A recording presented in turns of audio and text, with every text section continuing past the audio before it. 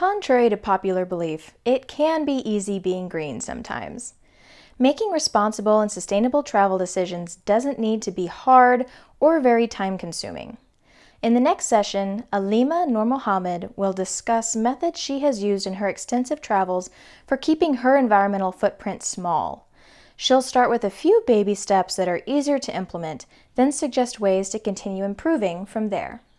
From the depths of the DRC to climbing Mount Kenya to exploring the wonders of Mauritius, Aleema Noormohamed has realized that her passion is travel and travel writing.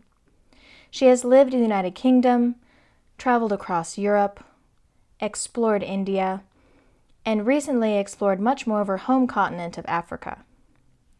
She has discovered some of the most joyous and beautiful places on her home continent, including the Masai Mara, Samburu, Amboseli, and many more. All right. Well, Aleema, thank you so much for joining us, and I'm so excited to have you here at the summit. And Thank you, Claire. yeah, I'm just so excited to hear about your travels and some of your advice for sustainable travel. Absolutely. Excellent. I'm looking forward to it. Me too. I would love to start this conversation off with a question about your first travel. I mean, when did you fall in love with travel, and where were you? Okay, I'm not sure about the exact moment. All I remember was the thrill I would get every time I was in a new place, with the people, the surroundings, the language, the smells, the food. And I remember I did my first international trip by myself when I was 16 years old, and I went with the Girl Scouts. The Girl Guides. Uh-huh. And I went to represent Kenya in this worldwide scout meeting, and there were scouts from all over the world, and the meeting was in the United States, in Connecticut. And I met scouts from Russia, Nigeria, Japan, like everywhere, all around the world. And I think maybe because of this mix of cultures, everyone coming together, the experience was incredible, and I think that could have been the beginning of my love for travel. Nice. Wonderful. It sounds like an amazing experience. It was really good. I mean, at 16, I think it was out of this world. Yeah, absolutely.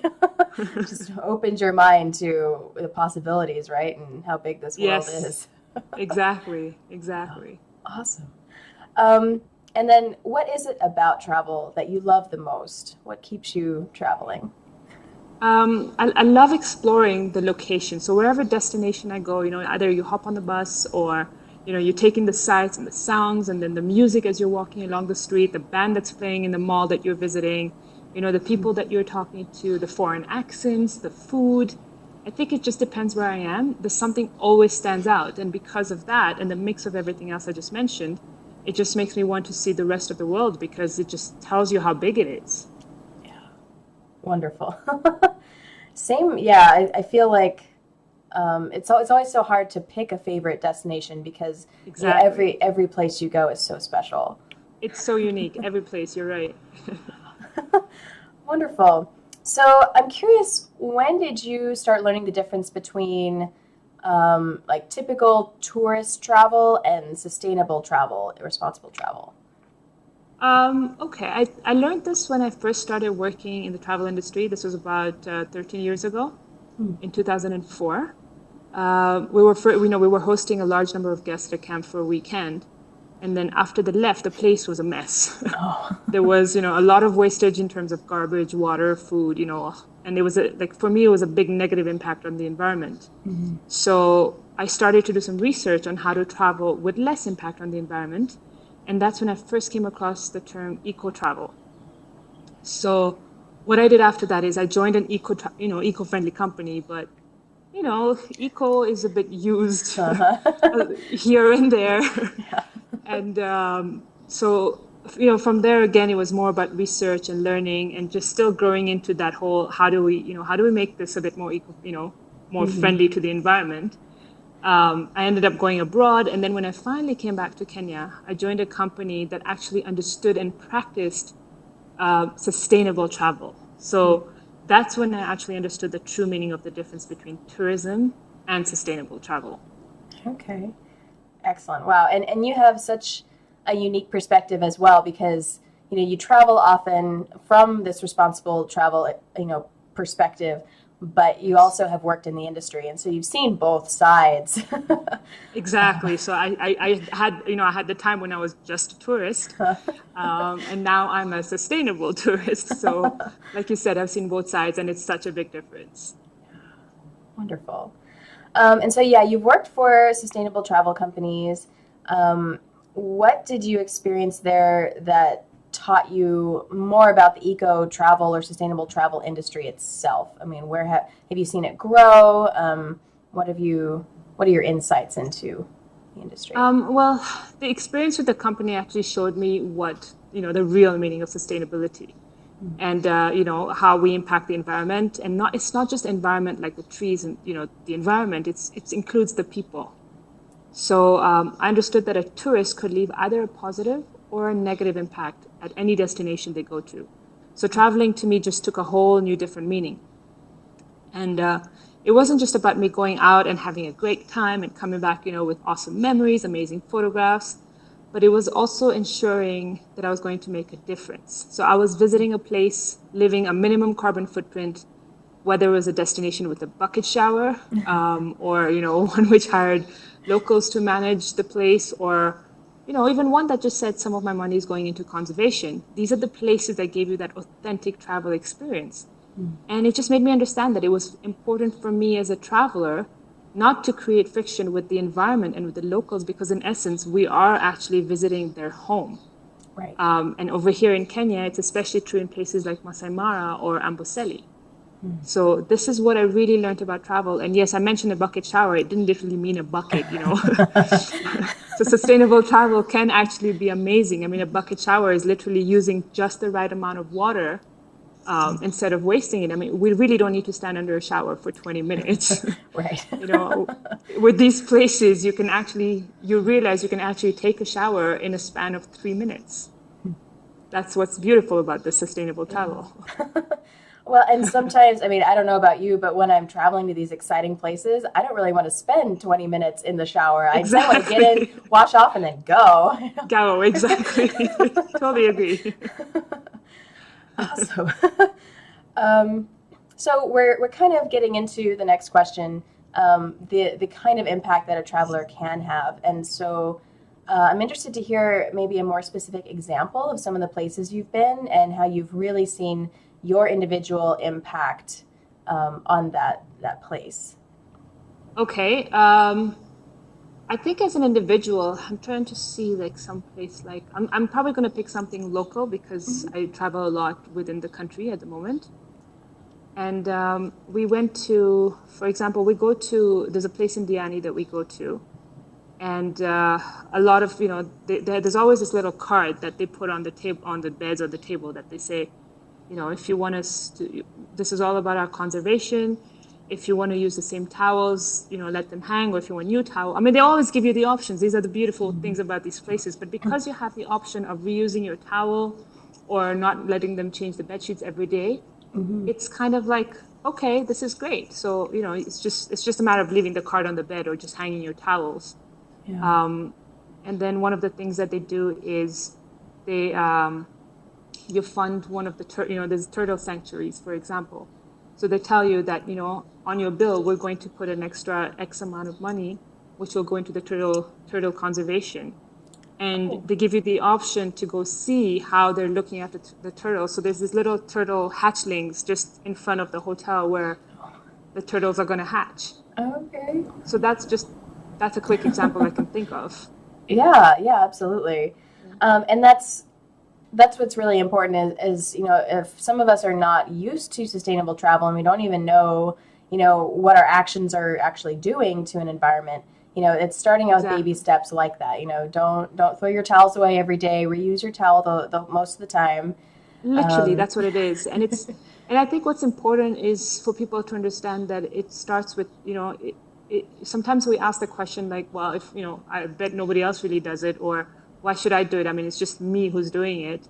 But they have to keep in mind that if everybody traveled with, if any individual travelers or any solo traveler traveled, with sustainability in mind, then the impact will be felt as a whole. I mean, that reminds me of what Gandhi also said, right? Be the change you want to see in the world. So an individual traveler's impact on a destination can be historical. Absolutely. Yeah. Wonderful. And so, we're talking about kind of starting with baby steps, doing Yes. some things, and then like some of the more extreme, like maybe taking a bucket shower, that could be horrifying for some Exactly. viewers.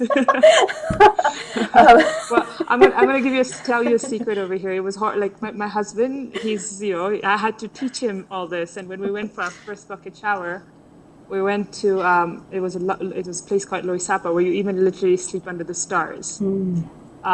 And the bucket shower experience, he was like, I think I could do this again. So it's just even, you can enjoy it. It's still luxurious in its own way, but it's authentic. That's what sustainable travel does for me. It's just because you get to the core, because you're so interactive with the people where you are, because you're caring for, everything around you. It's so authentic.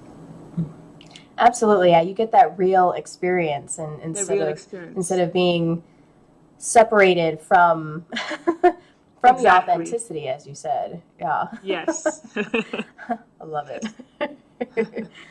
Let's see. So when you are looking for a hotel to stay or a lodge or a camp, what are some things that you look for in that accommodation that lets you know that it is sustainable? Well, the first thing I do actually is look for a story. So I look for the story because when you've practiced sustainable travel, you have a story. You want to kind of tell the world. So I look for their story and their link with the environment, with the people. Is it the locals who are working there? Is it a local manager? What kind of food are they serving? Is there some kind of cultural mix in the environment? What kind of souvenirs? Literally, what kind of souvenirs can I walk away with? Is it a branded T-shirt? Or is it something that was made locally by the women, in the village, for example? I look for the interaction of the destination with the environment. And that's kind of how I figure out that, okay, this is a place I could try out, do a lot of research, and, the experience you get traveling sustainably versus a regular tourist is incomparable. Nice. I really like that you brought up the gift shop. Because, Yes. with some traveling that I've done, I've found gift shops in hotels or accommodations that were wonderful. I mean, yeah, local people, that actually come in and sell their goods once a week. Yes. And then, they leave some of the goods behind so you can buy throughout, your time Exactly. there. But then also maybe doing some research on any endangered species or like products made from species, and then knowing how to find those when you're traveling, so not to buy those things or to know if that gift shop is selling And something that. one of the examples, for example, a typical example would be, I mean, now, ivory is completely banned, but that would be an example that, if they're selling ivory, that that's actually, it's sin. Yeah. It's come from an elephant that was killed, and it's, so exactly, like you said, just knowing what kind of gifts you're buying as well. Absolutely. Great. Yeah, I mean, so just we're putting a list together of things to be aware of, and so when you do travel, when you are looking up these places, things to absolutely be aware of with gifts and with souvenirs, but also with their environmental impact. Are they using, their resources minimally? Are they, building up the architecture so that it looks like local architecture instead of having like this big boxy thing out in the middle of the Masai Mara? Of the Masai Mara, exactly. Exactly. Nice. Awesome.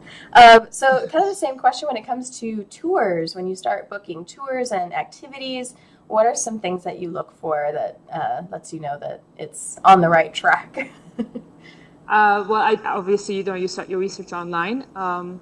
I look at TripAdvisor and I read a lot of the reviews because you almost always have reviews on sustainability about a destination. If there's a destination that does practice sustainable tourism, travelers actually put it up. So that's a great way to do your research.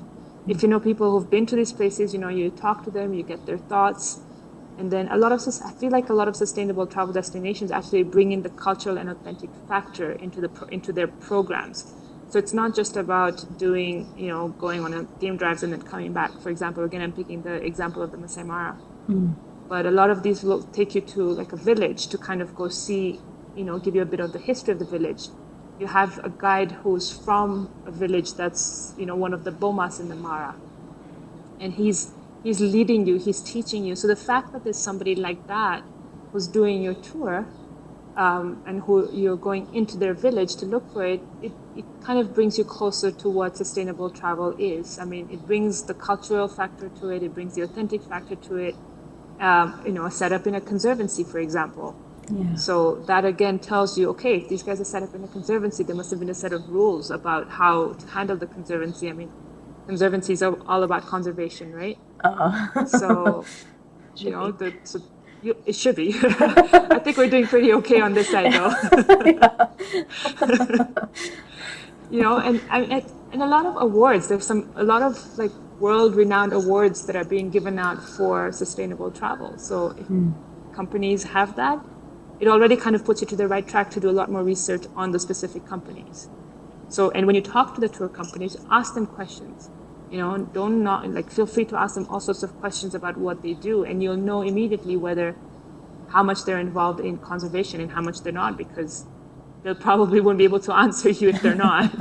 Right. Yeah. I mean, are there questions that you always ask guides that you just, know it off the top of your head that you want to ask? I think for me now, I know what to look out for because this is how we travel.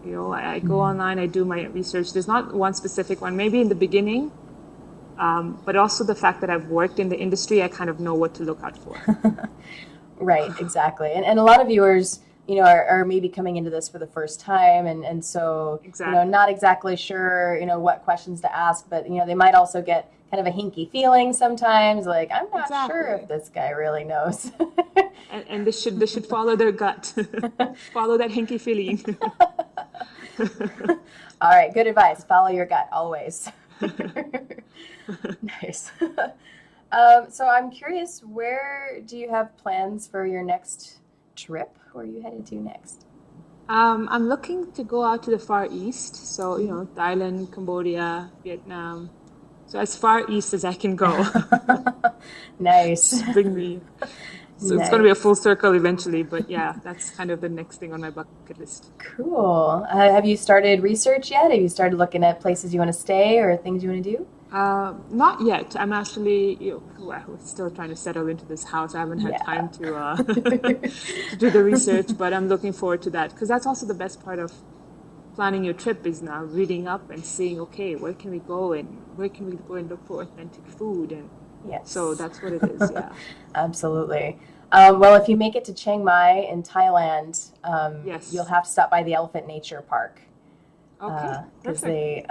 I'll keep that in mind. Yeah, the gal who started that, her name is Lek, and she has an amazing program where she rescues elephants that were maybe hurt in the tourism industry somehow, giving elephant rides that were too heavy for them, and so they're rescued, and then they have this amazing place that they can, roam around in. They have their own mahout, or, someone who takes care of them all day, every day. I mean, these mahouts almost sleep with them at night.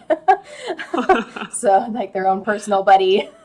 Yes. That's really cool. Yeah, it's a really neat experience. So, obviously you've been, right? Yes, I would highly recommend it. I spent a couple days over there, and it was, if I ever go back, I'm going to spend a couple weeks volunteering, just I mean, you mostly like cut up fruits and vegetables and help out around the place, but it's such a wonderful, calming place to be.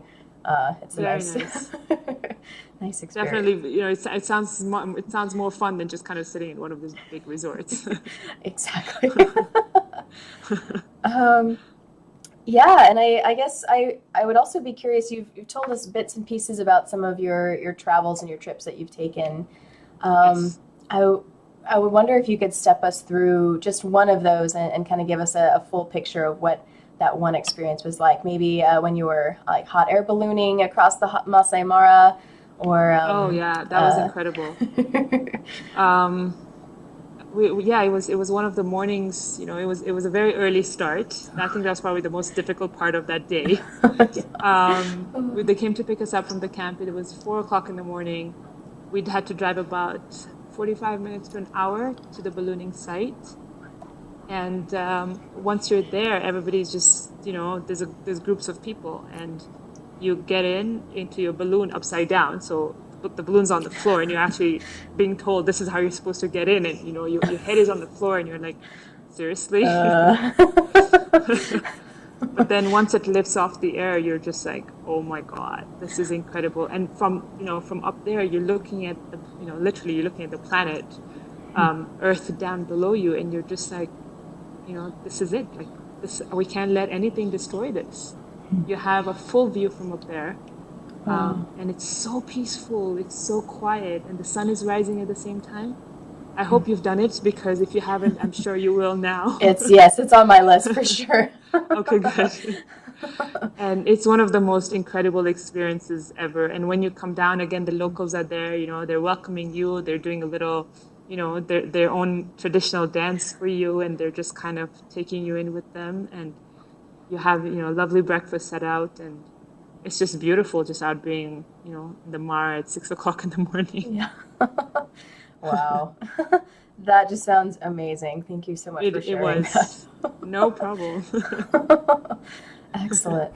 Well, thank you for spending the time today, and I'm just so excited to be sharing this with everyone at the summit. And I'm sure if viewers have more questions, they'll be sending those in.